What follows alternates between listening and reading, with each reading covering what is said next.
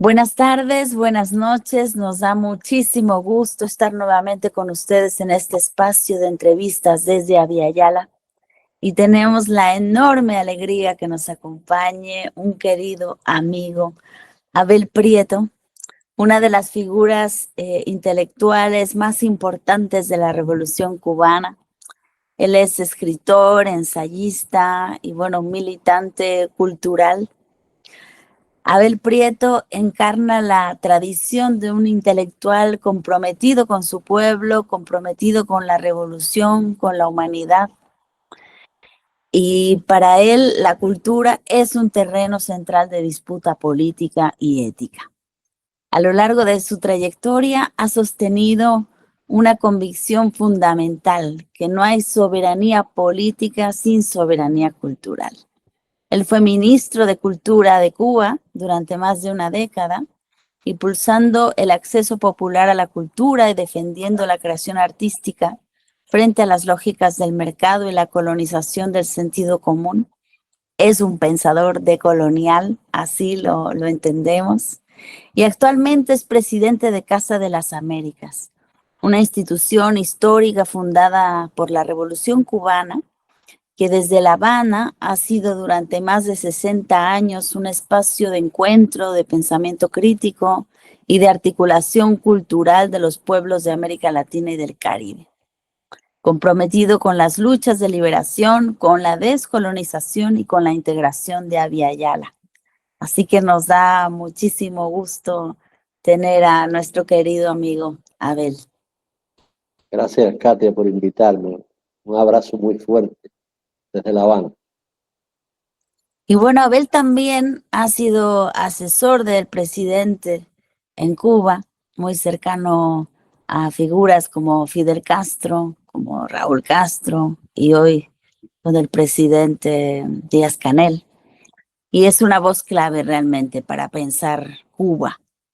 Y el día de hoy pues lo hemos invitado precisamente para pensar nuestra querida Cuba y el Caribe, porque estamos en momentos de asedio y de locura también, en medio de una escalada de violencia y realmente de falta de cordura. Y bueno, queríamos preguntarte, querido Abel, queremos comenzar con este fatídico día del 3 de enero. El día en el que el presidente Nicolás Maduro Moros, presidente constitucional de la República Bolivariana de Venezuela, elegido democráticamente, y su esposa, Cilia Flores, la primera combatiente de Venezuela, los dos fueron secuestrados por el gobierno norteamericano, liderado directamente por Donald Trump. Este operativo, que dejó un enorme saldo de bajas, entre los que se encontraban además 32 cubanos que fueron asesinados y que pertenecían justamente al anillo de seguridad del presidente Maduro. Sabemos de la enorme colaboración y solidaridad que hubo siempre entre Venezuela y Cuba. Es realmente una hermandad histórica y no podemos entender ni a la revolución venezolana, bolivariana, ni a la revolución cubana como fenómenos aparte. Así que sabemos el dolor también que implica, un dolor que se siente en la carne directamente, que implica este secuestro del presidente Nicolás Maduro. Así que queríamos preguntarte sobre cómo se ha vivido este secuestro en Cuba y las repercusiones que esto tendrá para el proceso revolucionario cubano, en el corto, en el mediano y en el largo plazo. A ver, Katia, para los cubanos, esta agresión y este secuestro y todas estas acciones bárbaras, verdaderamente que rompen todo tipo de legalidad, la más mínima legalidad internacional, es una intrusión verdaderamente monstruosa la quiebra del derecho internacional, una violación brutal de la soberanía de un país hermano. Para Cuba, que ha estado tan unida, como tú decías, a Venezuela, bueno, te agradezco mucho tu presentación tan generosa, que la entiendo como algo que viene de tu cariño hacia nosotros. Pero lo que te decía es que fue un golpe muy duro esa madrugada del día 3 de enero. Ese mismo día, el día 3, hubo un acto muy importante en la tribuna antiimperialista, ahí frente a la embajada yanqui en La Habana. A mí me tocó hablar ahí. Dije mis primeras impresiones de todo ese acto bárbaro. Un presidente legítimo, como decías tú, secuestrado con su esposa, que además es diputada a la Asamblea Nacional de Venezuela. Es decir, ese romper todos los límites es algo que ha caracterizado a Trump y a su corte, Marco Rubio, su corte de gente corrupta, arrogante, codiciosa. La codicia, Martí decía que la codicia era una enfermedad de los Estados Unidos. Ahí está la codicia, el petróleo, la obsesión de Trump por el petróleo venezolano. Eso fue para Cuba un golpe durísimo. Es una nación hermana. Lo sentimos como algo muy nuestro, una herida a la nación cubana también. Después, cuando supimos que había 32 cubanos que habían muerto también ese 3 de enero, fue todavía más doloroso y de mayor compromiso, Katia. Quiero decirte que el día 15 y el día 16 de enero se hicieron se rindió homenaje a los 32 cubanos muertos en Caracas. Primero la gente desfiló el 15, ¿no? Fue 15 y 16. Jueves 15 y viernes 16 de enero. Ese viernes la gente desfiló por el vestíbulo del Minfar. Fue un viernes lluvioso, hacía frío, llovió mucho. Y la cola de gente, Katia, de gente de todas las edades, de todas las generaciones, incluso gente con sus niños, que fueron a pasar frente a los 32 féretros de los compañeros caídos y que cayeron luchando valientemente, como tú sabes. Fue algo que donde se mezclaba, yo lo dije en mis redes, lo puse y en entrevistas que me hicieron, se mezclaba el orgullo por la conducta de esos cubanos, el orgullo patriótico, el orgullo internacionalista también. Fidel nos enseñó que patria es humanidad. La frase de Martí que Fidel hizo suya para siempre y que Cuba hizo suya. Y tremendo la gente, Katia. Los compañeros, a mí me citaron antes para estar en el Minfar, pero los compañeros de la Casa de las Américas, ¿a qué hora llegaron ustedes? A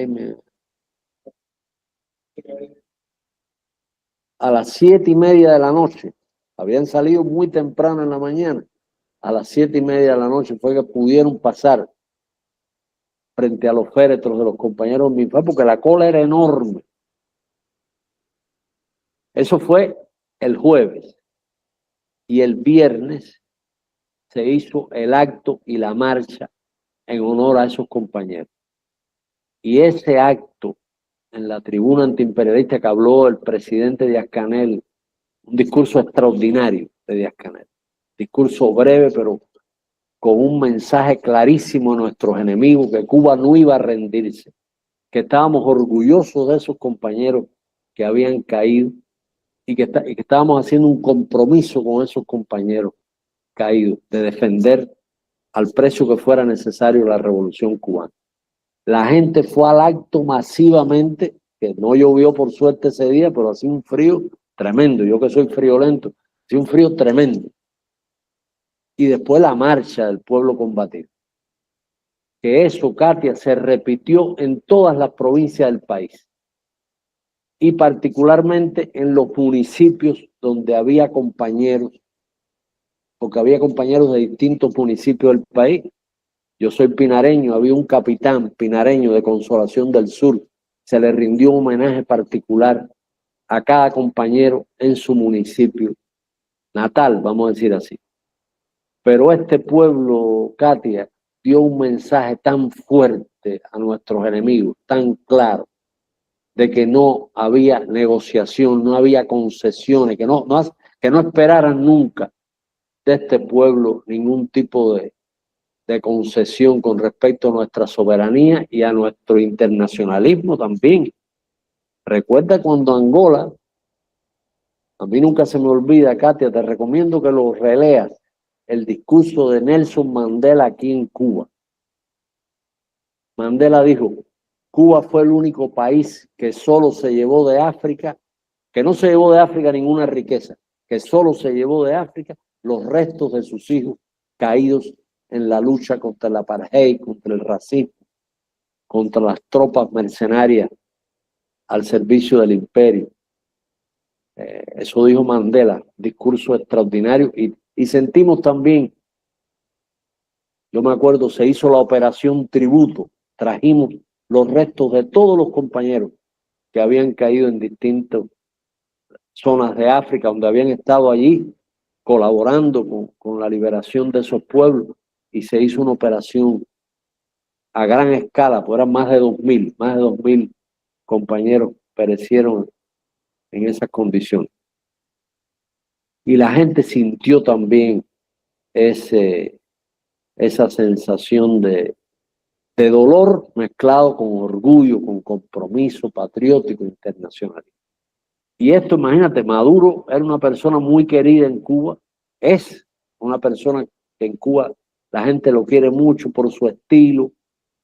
Siempre en este último evento que yo estuve en Caracas, la Asamblea de los Pueblos por la Soberanía y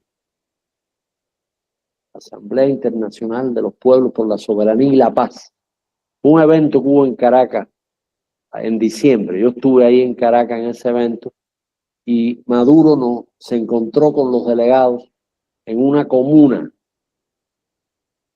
Fue precioso el encuentro.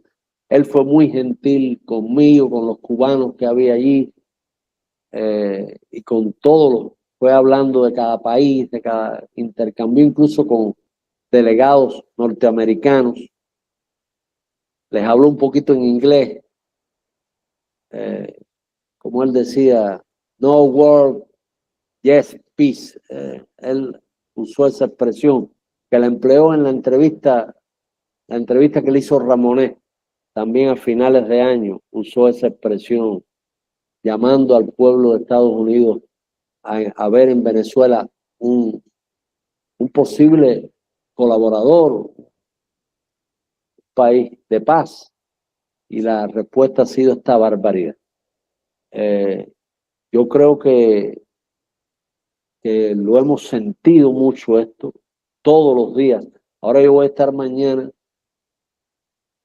en una videoconferencia donde va a estar Nicolás Maduro Guerra, el hijo de Nicolás Maduro. Va a haber otros dirigentes de la Revolución Bolivariana, va a haber una videoconferencia. Me pidieron que yo estuviera ahí, que hablara en nombre de Cuba, lo voy a hacer. Va a estar Héctor Díaz Polanco, otros amigos de distintos lugares del mundo, todos vinculados de algún modo a la red en defensa de la humanidad. Pero acuérdate lo que armaron, Katia, Fidel y Chávez construyeron una relación de hermandad entre los dos pueblos. La misión barrio adentro, los médicos nuestros, en todas partes, en todos los estados de Venezuela, en los lugares donde nunca había llegado un médico, llegaron los médicos nuestros. Lo del método de alfabetización, Yo Sí Puedo, se llevó a Venezuela también. Yo tuve el privilegio, por indicación de Fidel, de llevarle a Chávez la misión Cultura, que Chávez le añadió, Chávez con esa intuición para todo lo que tuviera que ver con la cultura. Era un hombre realmente de una cultura vastísima y de un conocimiento muy hondo de la cultura popular venezolana, caribeña. Chávez le puso Misión Cultura, Corazón Adentro. Ese título, con ese encanto que tenía Chávez para todo, ese título es del comandante eterno, como dicen en Venezuela, y podemos repetir nosotros, Hugo Chávez. Chávez y Fidel armaron una hermandad, la construyeron, una colaboración. Un tipo, Fidel decía que era el modelo de cómo debía ser el intercambio entre países, no competitivo, no vamos a ver qué puedo yo aprovechar de ti, qué te vendo, qué te compro, ¿te das cuenta? Como dijo Díaz-Canel en el discurso este que te menciono, porque cuando hablaron de los combatientes nuestros dijeron que era un servicio, una especie de servicio de mercenarios por los que Cuba cobraba algún dinero. Y Díaz-Canel dijo, los que no entienden que el concepto de solidaridad, los que no entienden que hay cosas superiores a la compraventa, que hay cosas que no se compran ni se venden, no pueden entender cómo murieron esos compañeros y por qué defendieron de la manera en que lo hicieron la vida de la pareja presidencial y la soberanía de Venezuela. Y dijo Díaz-Canel, y estuvieron en la primera trinchera frente al fascismo, decía él. Estos combatientes nuestros estuvieron en la primera trinchera contra el fascismo, por la humanidad. Yo creo que es esto que te decía, la gente demostró en medio de los apagones, de las carencias que tenemos, carencias de toda índole tenemos muchas dificultades, la gente demostró eso que Fidel le llamó sentido del momento histórico. En su concepto de revolución, Fidel dice que hay que tener sentido del momento histórico. La gente se dio cuenta que en este momento histórico había que dar una muestra fuerte de unidad, de lealtad a los principios, de lealtad a lo que defendemos, y así lo hizo la gente. Perdona, me extendí demasiado. No, a mí me encanta todo lo que dices y concuerdo perfectamente. No saben de qué están hechas estas revoluciones. O sea, el imperialismo cree que todos somos de su condición y que todo se puede comprar y vender, como dices, ¿no? Que uno siempre busca el propio interés y no se entiende lo que es la comunidad, no se entiende lo que es la solidaridad, no se entiende lo que es la humanidad. Es Claro. curioso, pero se ha perdido como lo más esencial con tanta inteligencia artificial, ¿no? Se les olvida la conciencia natural, que es La mucho falta más de ética, la eso, falta de ética, Katia, son gente amoral. No es que sean inmorales, son amorales. No tienen nada que ver con los principios morales. Nada, tienes otra lógica. sí, por completo. Y bueno, frente a este desastre, ¿no? A mí me preocupa muchísimo porque hemos pasado a a una lógica, a un estado de cosas en donde pareciera que hoy día se puede tomar y disponer, ¿no? Del mundo entero. Es un poco lo que estamos viendo delante de nuestros ojos, o sea, porque no se está solamente amenazando a Venezuela directamente, ¿no? Sino que esto es como que ha puesto a punta de pistola al mundo entero. Y bueno, ya dijo, ¿no? ¿Quién sigue? Sigue Cuba, sigue Irán, sigue México, sigue la lista, se va haciendo cada vez más larga. Groenlandia. Groenlandia, exactamente. Y, y yo quiero preguntarte, ¿no? O sea, porque es algo que me inquieta mucho. ¿Qué podemos hacer? ¿Qué podemos hacer, digamos, nosotros desde América Latina, ¿no? Para evitar que una situación de este tipo se vuelva a repetir. O sea, a mí me preocupa mucho que que fueron y tomaron un presidente democráticamente electo, con un pueblo que lo clama, que lo ama, que lo pide todos los días, ¿no? Con una comunidad internacional también horrorizada, ¿no? Que está realmente en la pasmación, porque no es que nadie ha podido hacer básicamente nada, ¿no? O sea, ha habido quejas aquí y allá, pero Estados Unidos está plantado diciendo, bueno, podemos hacerlo, lo hemos hecho y no hay nadie que nos pare, ¿no? Y la pregunta es, ¿qué podemos hacer nosotros para evitar que esto vuelva a repetirse, ¿no? En otro país, en otro lugar. O sea, realmente siempre se han estado afilando el colmillo con Cuba y hoy día yo me pregunto, o sea, ¿qué los puede detener frente a este escenario de poder repetir la misma experiencia en Cuba? A ver, Katia, Fidel dijo algo sobre el pueblo de los Estados Unidos, que yo el otro día lo puse en un texto que publiqué para un libro que vamos a hacer en la Casa de las Américas por el centenario de Fidel, de 100 afiches, 100 carteles con la imagen de Fidel. Un trabajo hermosísimo que nos está apoyando The People Forum, Manolo de los Santos, que incluso hizo un texto también.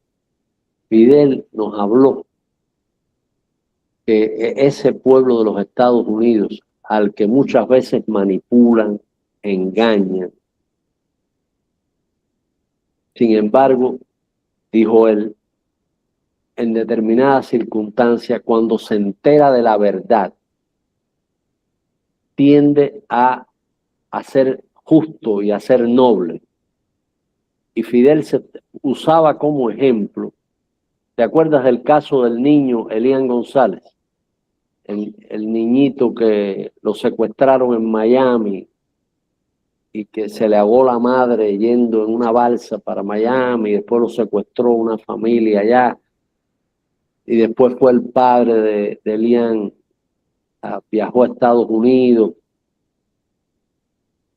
Fidel decía, cuando el pueblo de los Estados Unidos supo la verdad sobre el caso de Elian, apoyó el regreso del niño a Cuba.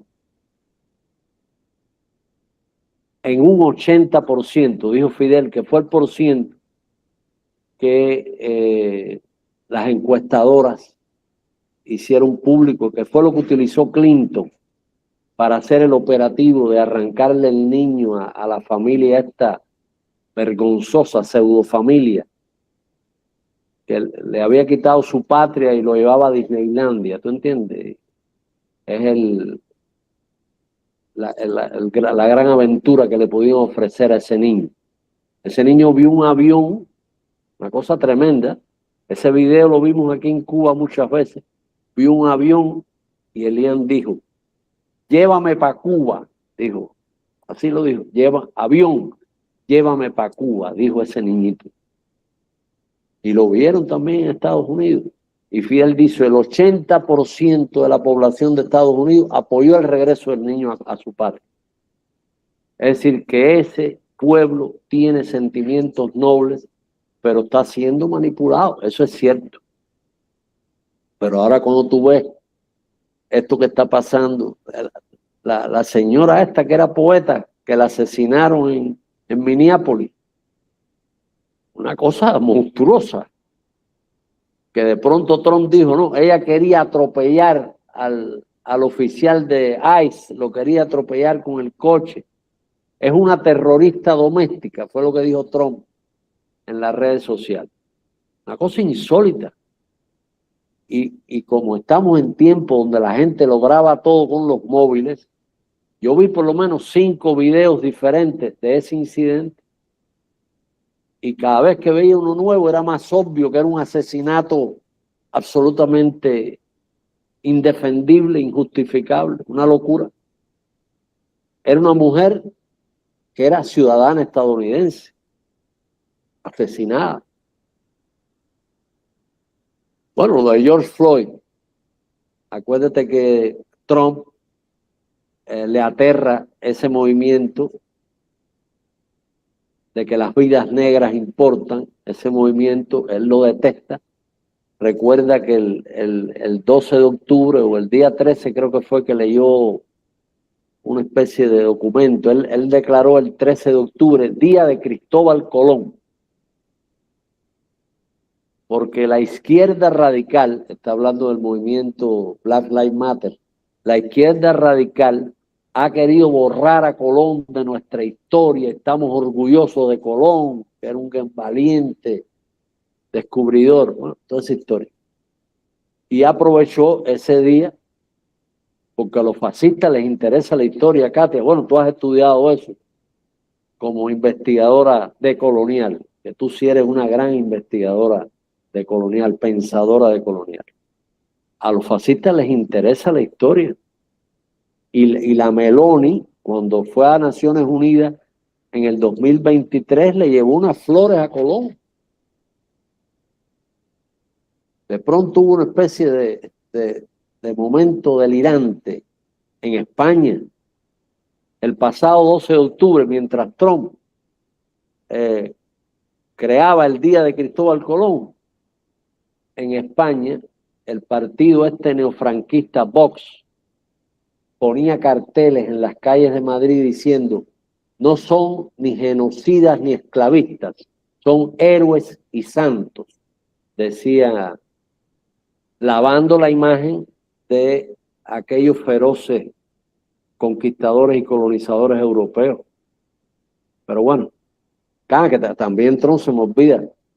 Biden, que le interesan tanto los indígenas como a mí la nebulosa de Andrómeda, Biden proclamó un día de los pueblos indígenas, de la resistencia indígena, algo así. Fue una cosa positiva, vamos a decir así. Bueno, Trump aprovechó para suprimir a los pueblos indígenas de la historia y le dio la bienvenida a Colón. La bienvenida a los italianos. Somos amigos de los italianos. Una cosa de locura. Y están también distorsionando la historia.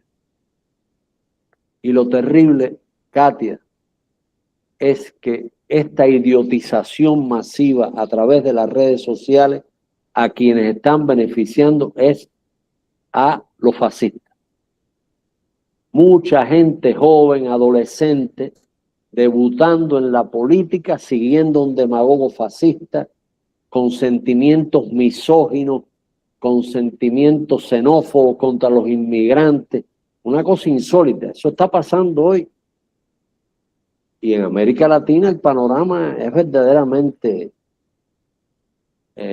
si Trump fuera el único fascista, estábamos bien. Tenemos un montón de monigotes, engendros verdaderamente malignos. Verdaderamente malignos. Que yo lo que te estaba diciendo cuando empecé a citar a Fidel, la pregunta tuya es ¿qué se puede hacer? Yo creo que hay que reforzar, Katia, la red en defensa de la humanidad o la internacional antifascista. Hay que perfeccionar en los Estados Unidos el trabajo de la red.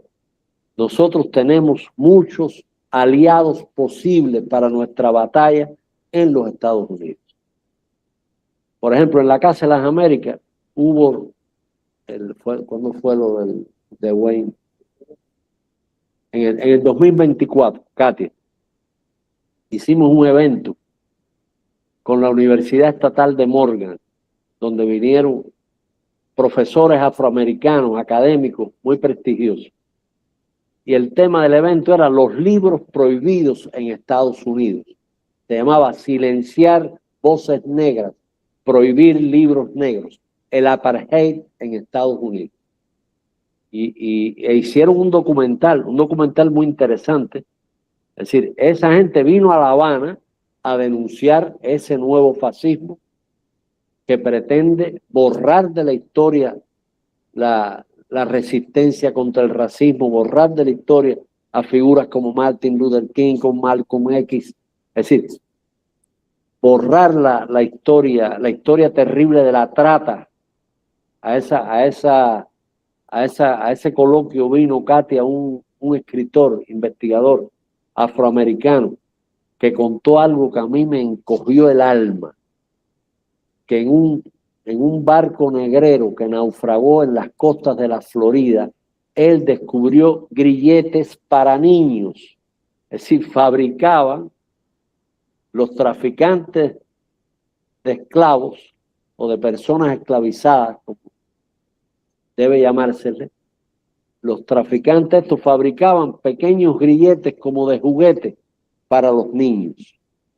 Él lo dijo con un dramatismo tremendo y uno se le encoge el alma, como te decía. Muy terrible que haya gente tan perversa, ¿no? De pensar en niños esclavizados pequeños y que fabrique además o mande a fabricar grilletes para ellos. Ese coloquio fue un coloquio profundamente anti-Trump. Toda esa gente que estaban ahí, no solo porque fueran personas negras, eran personas civilizadas, eran personas que defendían el derecho a que los estudiantes en sus programas de estudio tuvieran determinados libros. El color púrpura de Alice Walker está prohibido en muchos estados, en la Florida está prohibido. Prohibido quiere decir que lo sacan de los programas de estudio y lo sacan de las bibliotecas. Sí, sencillamente, no es que no lo publiquen, es que no lo queman, todavía no han llegado. Aquella terrible distopía de Fahrenheit 451 de Bradbury. Leí el otro día en las redes una cosa interesante: si la gente no lee, no hace falta quemar el libro. Es verdad, en cierto modo, ya han logrado que la gente lo lea, no hay ni que gastar combustible en quemar el libro.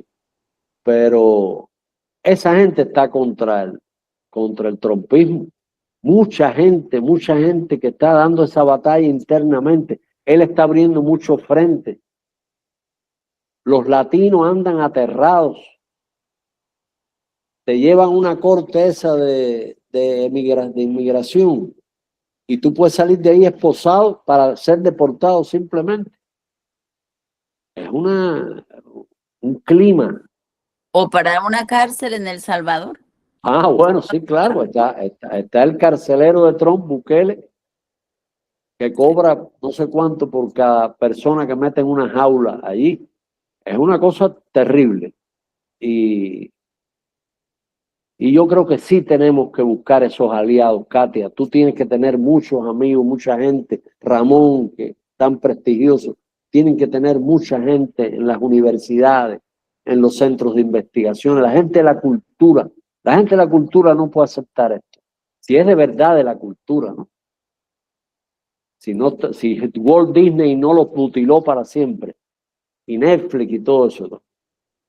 La gente que defiende auténticamente la cultura no puede estar a favor de la barbarie. Es demasiado grotesco. Trump tiene la virtud de ser didáctico. Es decir, ¿entiendes? Es tan feroz. No, porque tú escuchabas hablar a Obama, un hombre civilizado, que usaba palabras complejas, que decía, te quería envolver, te quería, como decía Fidel, la seducción del amigo Obama. Fidel sí, desde el principio, descalificó las seducciones, pero bueno, era un camino que era más fácil para nosotros por la seducción, pero este camino de este engendro y de Marco Rubio, que es su consejero, imagínate, ¿tuviste lo de Gaza? Ahora hizo una especie de comisión, vamos a decirle así, para controlar cómo se va a organizar el gobierno en Gaza. Y metió a Marco Rubio ahí, una especie de gente que va a certificar quién va a presidir esa junta, etcétera, para sacar del juego a Hamas, para sacar del juego a todo palestino que pudiera parecerles terrorista. Y es un crimen espantoso lo que han cometido ahí. El alto al fuego lo que sirvió es para seguir matando, para seguir asesinando gente. Sí. Pero bueno, yo creo que tenemos que tener esos aliados, Katia, en todo el mundo, pero en Estados Unidos particularmente, yo creo que hay que dedicarle tiempo a ese trabajo. Nosotros queremos hacer desde la Casa de las Américas, desde el capítulo cubano de la Red en Defensa de la Humanidad, un boletín digital, por supuesto, semanal, en inglés, español, con entrevistas, buscando, queremos hacer material de video, pensando en la gente que lee poco, que se aburre leyendo, pensando en la gente más joven, buscar hacer cápsulas de video donde las ideas centrales de la emancipación estén, vamos a decir, contenidas de un modo atractivo, si es que se puede usar esa palabra. Pero yo sí creo que hay que dar la batalla por acercarse a Estados Unidos. Fidel nos dejó ese legado con respecto a Elian. Es un pueblo que lo engañan, pero que cuando conoce la verdad es noble y es justo. Y hay una frase que se atribuye a Lincoln, Katia, que Fidel repetía mucho, que dice: tú puedes engañar a todo el mundo una parte del tiempo o a una parte de la gente. Tú puedes engañar a toda la gente una parte del tiempo o a toda la gente. Bueno, era ese juego. A toda la gente una parte del tiempo o a una parte de la gente todo el tiempo. Lo que no es posible engañar a todo el mundo todo el tiempo. Eso Fidel lo repetía. Es una frase atribuida a Lincoln. Y yo creo que tenemos que apostar por el desmontaje de las mentiras, el desmontaje de los relatos. A Maduro le construyeron primero el relato del líder había de los fraude. soles, del cártel Bueno, de los sí, soles. el cártel de los soles. No, empezaron por el Tren de Aragua, después el cártel de los soles, el relato de que era un narcodictador. Es decir, te van construyendo una caricatura, te van satanizando y trabajan eso hasta llegar a esta locura a la que han llegado. Pero yo creo que sí tenemos que buscar aliados en todo el mundo. En Europa sí, nos hace falta tener aliados en Europa. España avanza hacia un fascismo cada vez más duro. Acaban de vandalizar, que Pedro Sánchez lo puso en sus redes, vandalizaron la tumba de las 13 Rosas, las 13 jovencitas republicanas que Franco fusiló en el cementerio de la Almudena. La vandalizaron para atacar a una periodista española que la están acosando, a una periodista que defiende la verdad. Ya defender la verdad es casi una herejía. Una periodista que defiende la verdad y entonces vandalizar porque les interesa el pasado. Quieren lavar la imagen de Colón, de Hernán Cortés, pero quieren lavar la imagen de Franco y de Mussolini y de todo el grupo que conocemos. Sí, yo creo que hoy día, o sea, el pueblo norteamericano está también en una situación de rehén. Esa es como mi sensación. Y poco a poco, pues se empieza a despertar, o sea, empieza a despertar desde los lugares que más duelen, ¿no? Desde los migrantes. Ahora has de haber visto, ¿no? Pero resurgieron los Black Panthers, Los Black Panthers los vi. ¿sí? Con mucha decisión, ¿no? Tratando de rememorar la defensa de los negros, pero ahora también la defensa de los migrantes. Y bueno, o sea, nos vamos acercando como a un punto muy peligroso también, porque pues es el país más armado del mundo. O sea, hay creo que más armas Per cápita. que personas. Es una cosa muy, muy brutal. Y eso puede realmente estallar, ¿no? Es muy peligroso lo que está pasando. Puede ser una guerra civil Muy o sangriento. puede ser una guerra atómica. No se sabe. Retamar, Roberto Fernández Retamar, Katia, en el último texto que él escribió para la revista Casa de las Américas, él habla de Trump, del primer mandato de Trump, y dice, es un Calígula atómico. Es decir, ¡Wow! es un Calígula con armas atómicas, un Calígula atómico. Eso es Trump, es una definición, una síntesis tremenda, escalofriante. Sí, sí, sí, sí. Y bueno, yo también pienso que la diferencia de todo la hacen los pueblos y también creo mucho, ¿no? En el trabajo de red, de solidaridad, de movimientos, ¿no? Que se van articulando. Y lo que nos ha faltado mucho ha sido la unidad. Creo Claro. que desde este lado, ¿no? Desde las luchas de soberanía no se ha sabido realmente articular esa unidad, ¿no? Nos ha faltado un sentido mucho más internacionalista que tú recuperas, ¿no? De la memoria de Fidel Castro y que creo que tenemos que ir haciendo nuestra. Dijiste algo que me pareció muy hermoso, recordando a Martí sobre la patria, ¿no? Que la patria es la humanidad y yo siento que de alguna manera nos ha faltado como humanidad también hacer más patria en Cuba. O sea, que la humanidad se fuera como haciendo notar, ¿no? En ese bloqueo que debería de ser insoportable para la humanidad. O sea, creo que nos duele mucho, pero no nos hemos sabido doler suficientemente para removerlo, ¿no?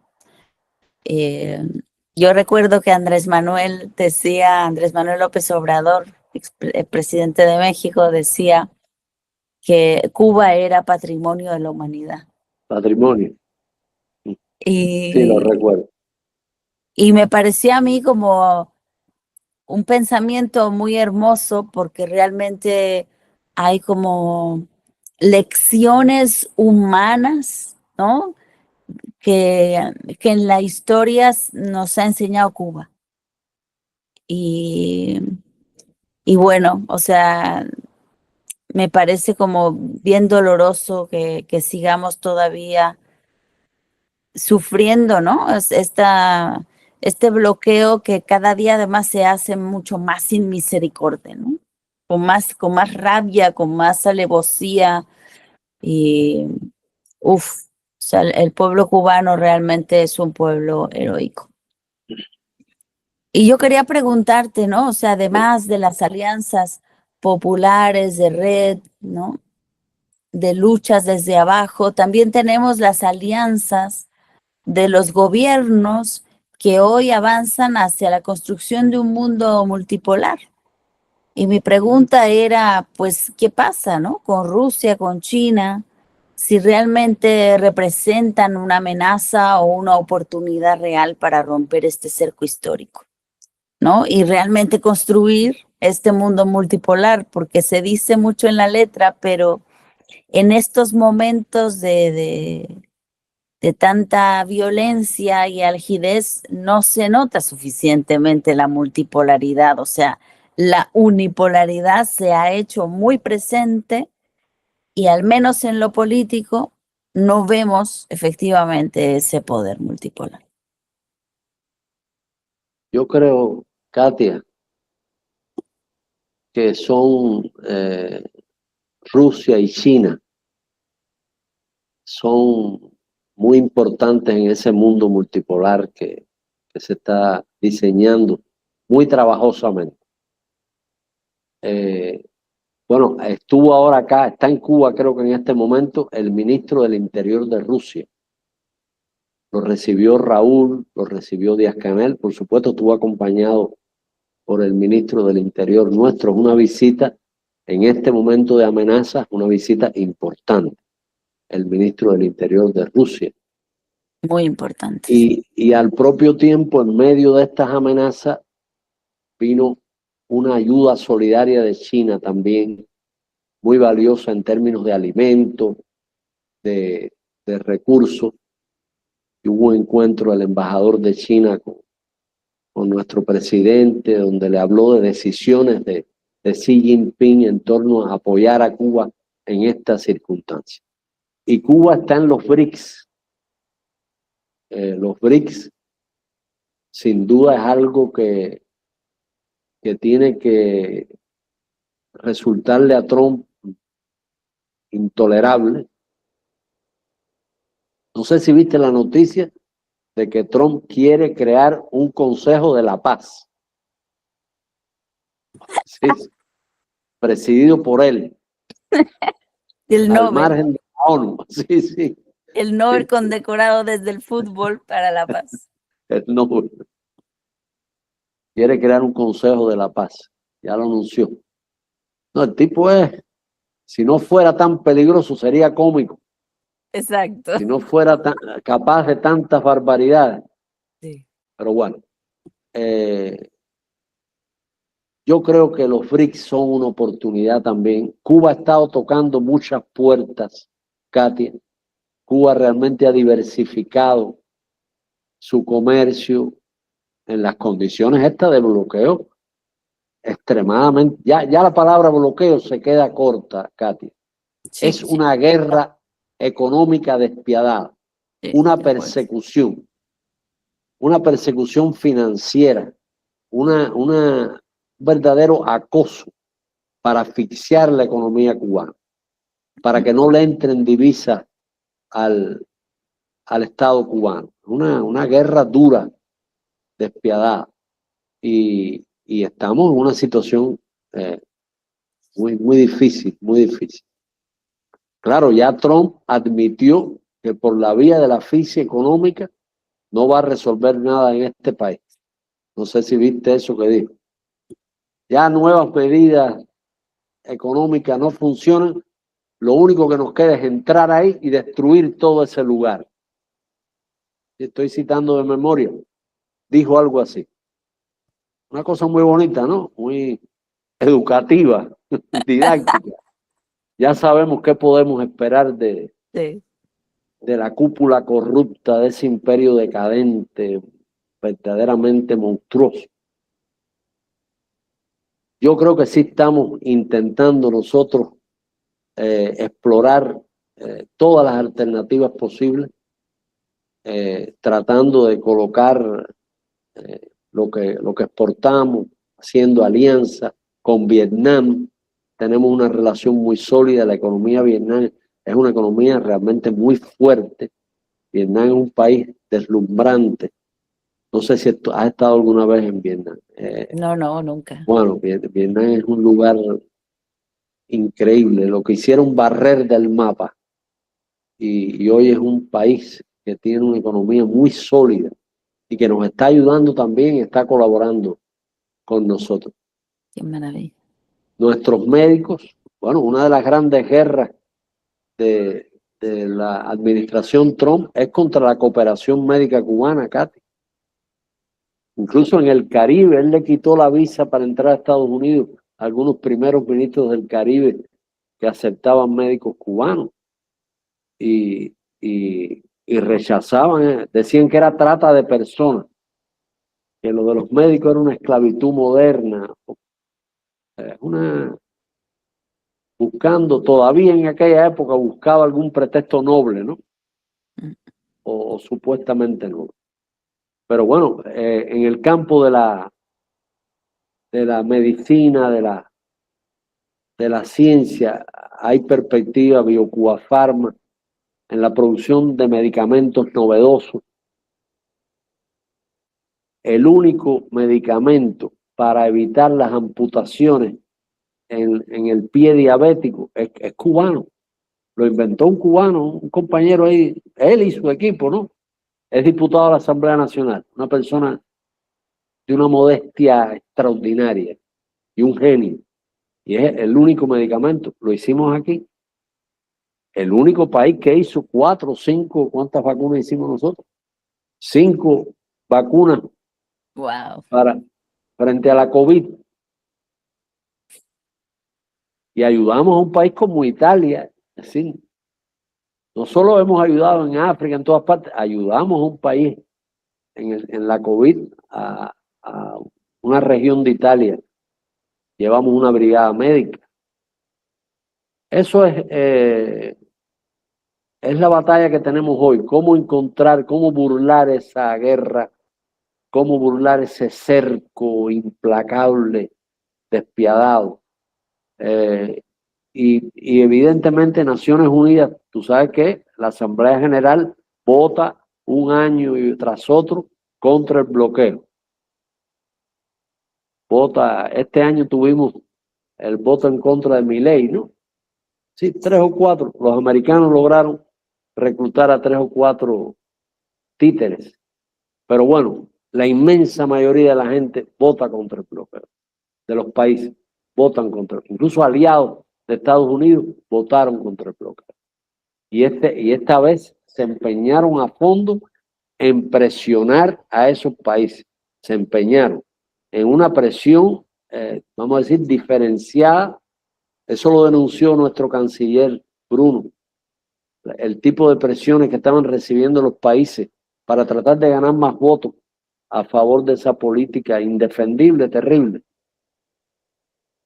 Pero yo creo, como tú dices, los pueblos son los que cambian realmente la historia. Los gobiernos son efímeros, pueden hacer mucho daño, de hecho hacen mucho daño, pero los que realmente cambian la historia son los pueblos, y nosotros tenemos, Katia, de nuestro lado la razón. México ha sido muy solidario. Mencionaste a López Obrador y esa frase tan estimulante para nosotros, eso de que dijo patrimonio de la humanidad. Hermosísima frase. Y Claudia, la presidenta Claudia, a quien admiro tanto, ha sido muy solidaria con Cuba también. Ha defendido su derecho a tener médicos cubanos y a enviarnos petróleo, pagándolo nosotros, pero bueno, ha defendido ese derecho. Es una batalla de un día a día. Díaz-Canel dijo una vez, cada día que ganamos es una victoria de la revolución. Es así. Es una... Realmente Cuba pone como el mundo sobre sus pies, haciendo ciencia para la vida, medicina para la vida. Y yo digo, parece como un pleonasmo, ¿no? Pero no lo es, porque lo que tenemos normalmente es ciencia para el capital, medicina para el capital. El dinero, la obsesión por el dinero. Así es, así es. Entonces se pone como realmente al servicio de donde debe estar, ¿no? La energía y la voluntad. La provincia, yo soy diputado, Katia, yo soy diputado de la Asamblea Nacional por la provincia de Pinar del Río, que es una provincia que antes de la revolución era pobrísima, le llamaban la Cenicienta de Cuba, olvidada por los politiqueros, una provincia con una mortalidad, una esperanza de vida bajísima, una mortalidad infantil terrible. El año este que pasó, 2025, Pinar del Río tuvo 4.7 de mortalidad infantil. Por cada 1.000 nacidos vivos, fallecieron 4.7, que es una de las más bajas del país, creo que es la más baja, en un año durísimo, con carencia de medicamentos, con miles de problemas, con los cortes eléctricos, y Pinar del Río tuvo esa tasa de mortalidad infantil. Son cosas que tú dices, coño, qué importante obra hemos hecho, a pesar de todo, de contraviento y marea, a pesar de todo lo que, los planes y esa maldición de gente tan poderosa empeñado en que seamos derrotados. Eso. Pero de alguna manera, digamos, Cuba sale victoriosa también porque al volver a lo esencial, ¿no? A lo esencial de la vida, pones como toda la energía en lo verdaderamente importante, te das cuenta también de la superficialidad, ¿no?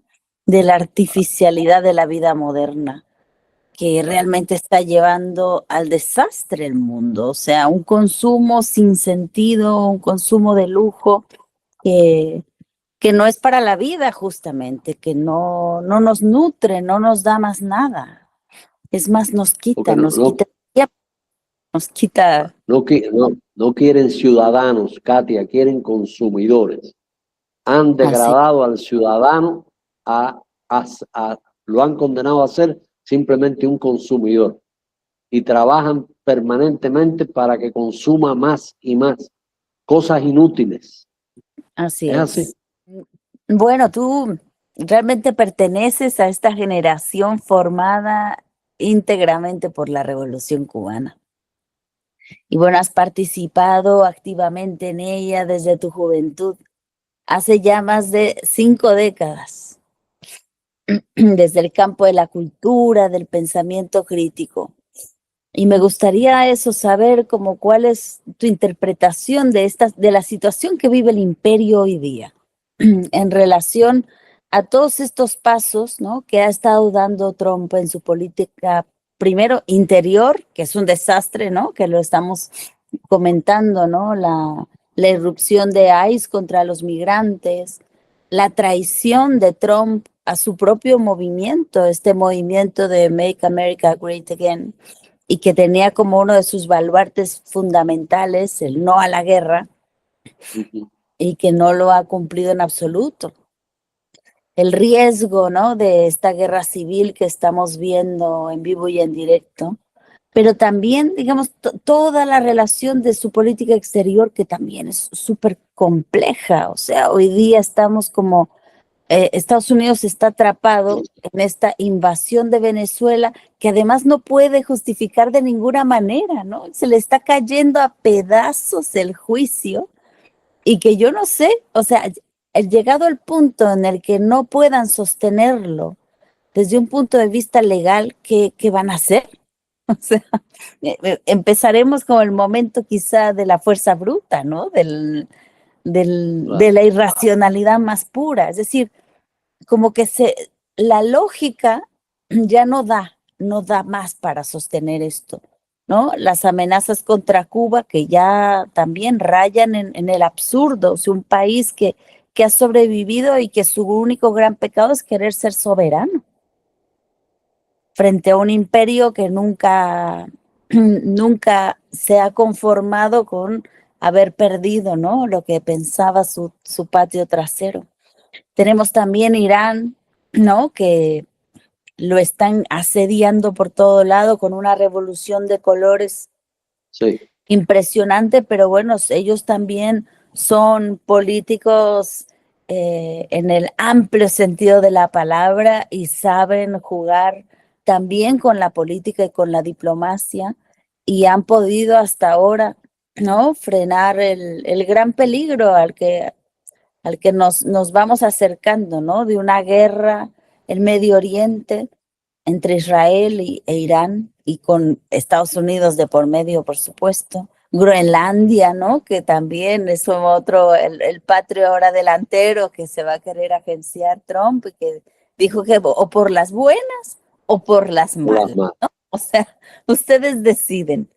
Y entonces ya eso es como francamente, ya lo habíamos visto, pero francamente convertir a Europa en una colonia, ¿no? Decir, bueno, tampoco los han respetado nunca, pero siempre había como ciertas formas que guardar. Hoy se acabaron las formas, ¿no? acabar. México también ha asediado, ¿no? O sea, con anuncios de irrupciones militares en el espacio aéreo, ¿no?, en el Golfo de México, en fin. O sea, ¿tú cómo interpretas, ¿no?, este momento del imperio? O sea, en este flanco, ¿no?, que es por todos lados abierto y por dentro más, ¿no? ¿Qué piensas? ¿Cuál es tu diagnóstico al respecto? A ver, Katia, yo he usado para hablar de este momento del imperio de una metáfora que la voy a emplear contigo, que es una película que en mi juventud me deslumbró.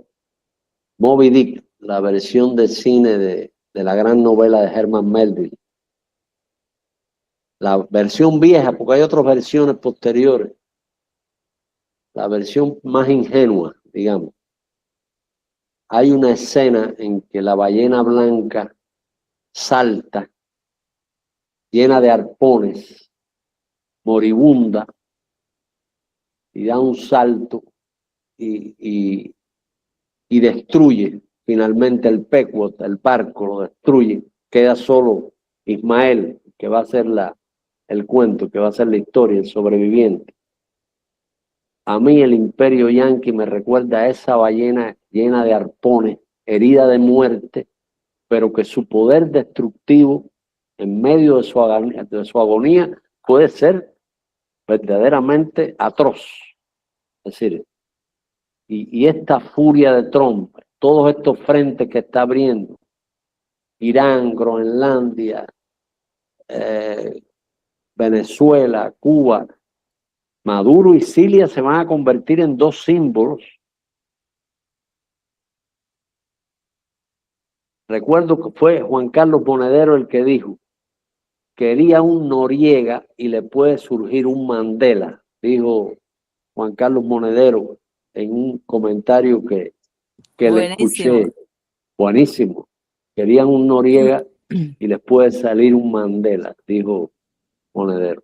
Se puede convertir en símbolo, porque además no hay argumentos, como dices tú, no hay pruebas. Legalmente eso se deshace, es insostenible. Ya lo del cártel de los soles es un chiste. Y todo lo demás lo están acusando de posesión de armas. Cosa, bueno, la lista de cargos es absurdos. absurda y verdaderamente que no se sostienen. Yo lo que temo, acuérdate que a Chávez lo mataron los americanos. Es decir, eso yo estoy convencido. Hay algunos amigos venezolanos que también están de acuerdo con eso. Sí, sí. Me dicen que hay una enfermera que está en Miami y un escolta, no sé. Sí. Gente que pudo haber ayudado a envenenar o a inocularle ese cáncer espantoso. Acuérdate que Jack Ruby, ¿te acuerdas de ese hombre, Jack Ruby, el que mató a Oswald? Un tipo que se coló en la estación de policía donde estaba Oswald, le metió 3 tiros en el estómago. Ese Jack Ruby cae preso y de pronto un cáncer galopante acaba con él en 3 días y no se pudo ni interrogar a Jack Ruby. Si eso lo podían hacer en el año 63, ¿qué podían hacer? Dice, coño, de pronto ese tipo que hacía falta que desapareciera, lo desaparecen de ese modo brutal. Imagínate con alguien que les molestaba tanto como Chávez, con un líder de la talla de Chávez. Por eso a veces me pasa por la mente, como son gente sin escrúpulos, sin moral, que le pueden hacer algún daño al presidente Maduro, alguna canallada. Son cosas que pienso en, y no quiero ni repetir mucho, no sé si tiene sentido decirlo aquí, si tú quieres lo editas esto, pero me preocupa porque está prisionero de gente vergonzosa, personas amorales, capaces de lo que sea, capaces de lo que sea. Esa gente son capaces de cualquier tipo de cosa tenebrosa, perversa, inimaginable para nosotros. Pero bueno, yo creo que tiene muchos frentes abiertos. Y esa ballena blanca o rubia, en el caso anaranjada, en el caso de Trump, esa ballena color naranja puede hacer mucho daño sabiéndose en retroceso, sabiéndose en desventaja, sabiendo que su hegemonía está siendo desinflada, se está desinflando la hegemonía yanqui. Europa ha hecho un papel muy triste, tú lo decías, un papel muy triste en toda esta historia y se han subordinado a Trump de manera vergonzosa también. Es un mundo que parece, bueno, estábamos hablando ahorita de distopías, es una distopía, es un mundo distópico lo que se está viviendo hoy y hay que lograr que frenar todos. Martí decía que trincheras de ideas valen más que trincheras de piedra. Fidel repetía mucho eso también, levantar las trincheras de ideas. Cuando Fidel apoyó la red en defensa de la humanidad, Katia quería que la intelectualidad reunida en esa red generara ideas, generara textos. Bueno, en aquella época se leía mucho más que ahora. Pero bueno, ahora habría que hacer cosas como las que haces tú, como las que hace Ramón, que son videos directas, no sé cómo llamarles, son Sí. formas de comunicar que no exigen ni siquiera el esfuerzo de descifrar la palabra escrita. Pero Fidel quería que la gente levantara trincheras de ideas. Y después Fidel también, antes de que llegaran las redes sociales, Fidel no alcanzó, creo yo, a acercarse al mundo de las redes sociales, pero Fidel hablaba de la creación de reflejos condicionados. Y a Fidel lo espantaba el pobre de derecha. Eso que estamos viendo hoy, la gente pobre que vota por un demagogo fascista, que jamás le va a ofrecer nada a él, ni a su familia, ni a su comunidad. Y de pronto la gestualidad, la gritería, todo eso de pronto van detrás de un demagogo fascista. Y Fidel hablaba de ese pobre de derecha como una preocupación. Hoy tenemos el pobre de derecha votando por el fascismo. ¿Cómo lograr? Yo diría que la principal tarea de la izquierda hoy, Katia, es la batalla en el campo de la comunicación, en el campo de la formación de un pensamiento crítico, de un instinto. Porque fíjate, hablar pensamiento crítico, que es, digamos, lo que lo dice todo, pero habría que crear un instinto para no ser manipulado, no ser manipulado. Esa es la clave. ¿Y cómo lograr que nuestros adolescentes, nuestros jóvenes, no caigan adictos por el móvil, por las redes, a seguir a los famosos? Esa frase de Sinéad O'Connor, la cantante irlandesa, que dijo, los jóvenes ahora no quieren ser artistas, quieren ser famosos. Qué frase tremenda. Quieren ser famosos. Wow. Qué océano de frivolidad, Total. de tontería, de absurdo, ser famoso. ¿Qué significado eso? ¿Qué huella deja eso? ¿Qué sentido tiene todo eso? Claro, se asocia al dinero y al lujo. Claro. Pero bueno, hay que trabajar en la formación. Los educadores son esenciales en esta batalla. Sí, Katia, los maestros, los sí. profesores, los que educan niños. Cómo gestar ese instinto de desconfiar, de decir, coño, ¿qué es lo que quieren hacer conmigo? ¿A Eso. dónde me llevan? ¿A dónde me conducen? Tomar una distancia crítica con respecto a la lluvia de basura que te cae encima las 24 horas. ¿Cómo lograr eso? A ese respecto, justo yo te quería preguntar, ¿no? O sea, ¿cómo damos la batalla cultural que tú tanto has insistido y que me parece tan fundamental en estos tiempos de inteligencia artificial?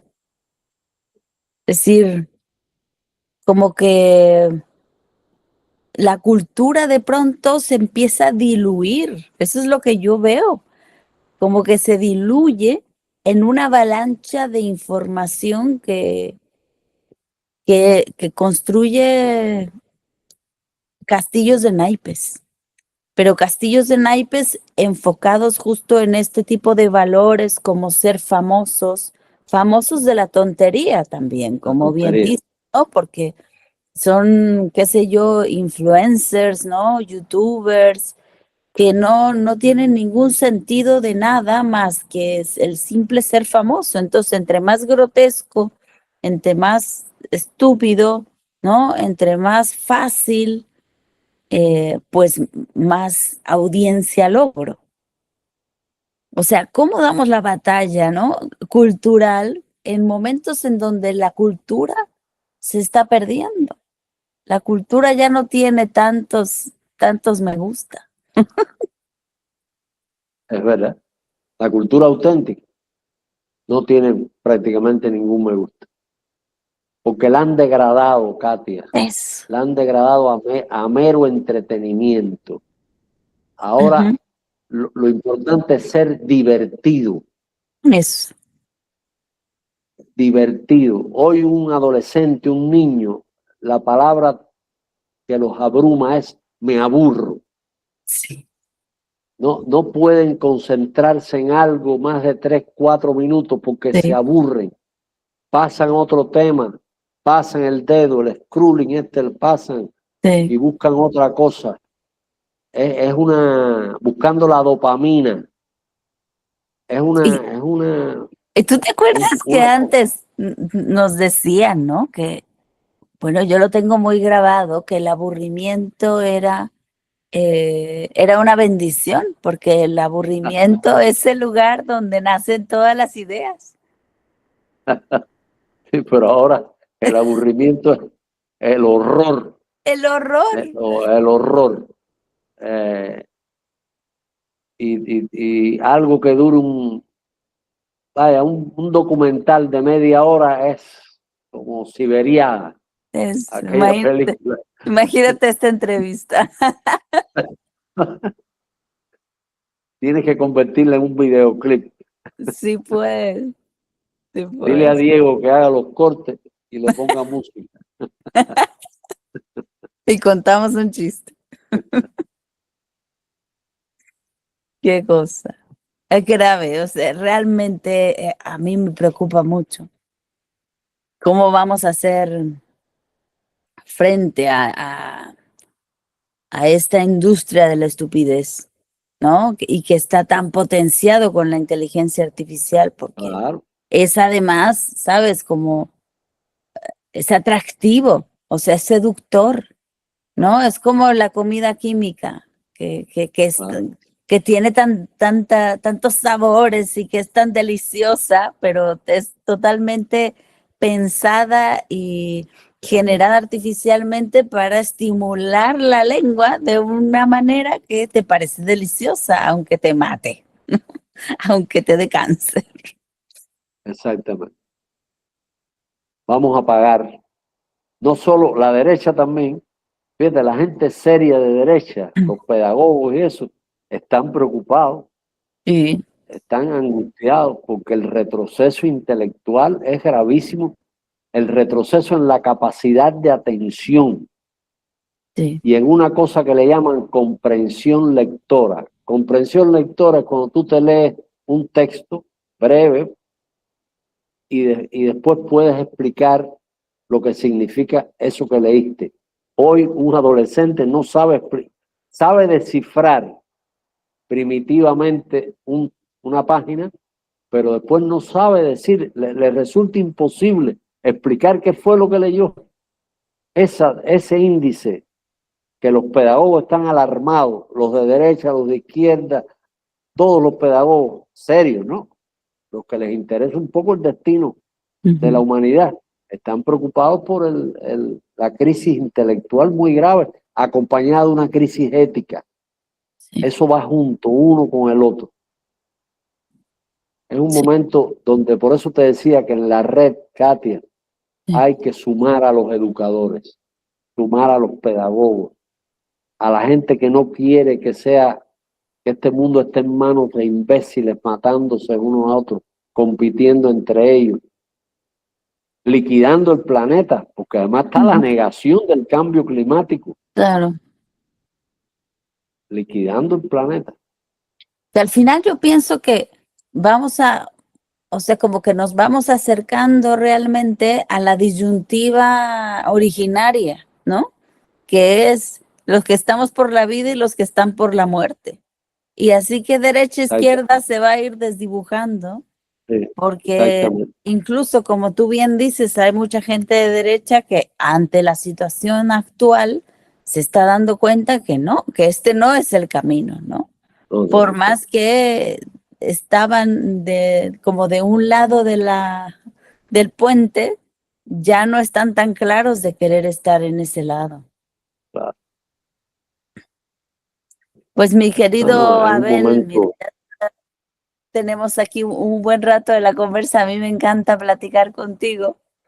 gracias. Eh, pero en aras de no tener un video tan larguísimo que nos perdamos a la gente, te quería pedir si nos compartes una última reflexión sobre Cuba, sobre lo que ofrece Cuba desde esta experiencia histórica, ética, de resistencia.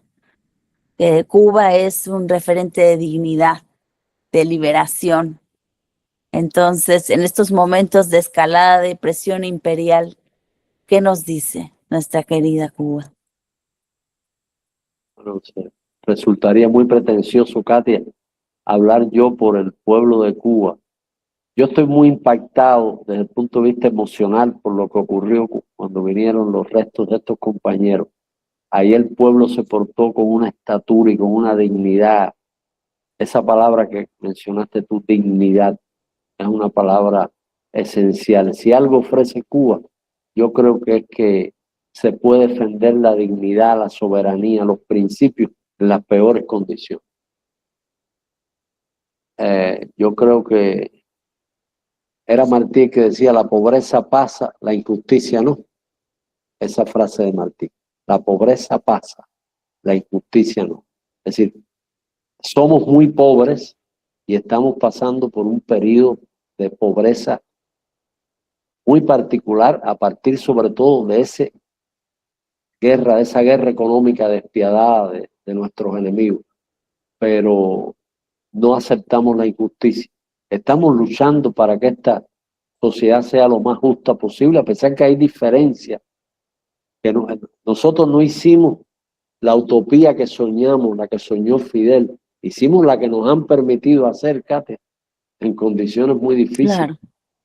Es decir, este país hoy tenemos gente que se le llama vulnerables, esa gente que son los jubilados, viejitos que viven solos, porque se le han ido los nietos, se le han ido los hijos, porque ha habido una emigración de jóvenes muy grande en los últimos años. Y esos viejitos tienen que tener una atención. Ahora se recuperó todo el trabajo aquella tropa que creó Fidel, de los trabajadores sociales, gente que apoya a las familias vulnerables, que reciben a precio simbólico alimentos, apoyo. Fíjate, Katia, tuvimos un huracán espantoso en las provincias orientales, el Melissa, espantoso. Las inundaciones más increíbles que tú te puedas imaginar, y no perdimos una sola vida humana. Wow. No perdimos una sola vida humana, porque ¿cómo se llama? Se evacuaron. Casi 800.000 personas fueron evacuadas. Wow. En escuelas, en centros educativos, en hospitales, se metieron esa gente que vivía en las zonas bajas. Se hizo un trabajo con tiempo de la defensa civil, de las autoridades de esos territorios, con el apoyo del partido, del gobierno, y no se perdió una sola vida humana. Eso es algo que yo me acordé del Katrina. ¿Te acuerdas del huracán Sí, Katrina en Nueva Orleans? sí. Que las autoridades dijeron, sálvese quien pueda. Y la gente de clase media alta, reservó una habitación en un hotel remoto, lejos de todas las inundaciones posibles, se fueron en sus automóviles con alimentos, medicinas, y se quedaron los pobres, sobre todo los negros, se quedaron a ahogarse ahí, rezando y tratando de nadar en aquella situación espantosa. Esa es la diferencia entre los dos modelos. El Claro. sálvese quien pueda, cuando el Katrina, y el Melissa que se salvaron, toda la gente que estaba en peligro fue evacuada. Wow. Que cuando el Katrina, Katia, que eso es una página que nadie recuerda, Sí. Fidel le ofreció ayuda a los Estados Unidos. Le ofreció Imagínate. una brigada médica a los Estados Unidos y ni siquiera respondieron. En su arrogancia, Claro. en su soberbia infinita, ni siquiera respondieron. Bueno, Que se los hubieran vimos en el salvado. COVID. Es otro Ah, bueno, ejemplo así. también Ah, bueno, ahí monstruoso. te entiendo. Monstruoso, la gente muriéndose, acumulados los cadáveres. Sí. Un manejo diabólico de una crisis sanitaria. Y Cuba dando vacunas y exportando médicos. Ese es el tipo claro, el tipo de elección que puede dar Cuba tiene que ver con eso, con la obra de la revolución, con la formación de personal de la salud, con esa mística que no se ha perdido en los maestros, en los médicos, que no se ha perdido en mucha gente buena que desfiló ante los féretros, eso, conteniendo las lágrimas o llorando abiertamente. Había que verle los rostros a la gente, Katy. La gusanera en las redes, la contrarrevolución dice, iban obligados, tenían que ir porque los obligaban. Eso es ridículo. Tú obligas a 2 millones de gente, 2.044.000 gente a estar en un acto o a ir a desfilar frente a unos féretros. Entonces es ridículo. Pues bueno, querido Abel, te mando un abrazo muy cariñoso a ti y a todos los hermanos que resisten en esa querida isla, hermosa isla, digna isla, Cuba. Un abrazo fuerte, grande para ti, para Ramón, para todos los compañeros, para Diego también. Mucho cariño. Mucho cariño.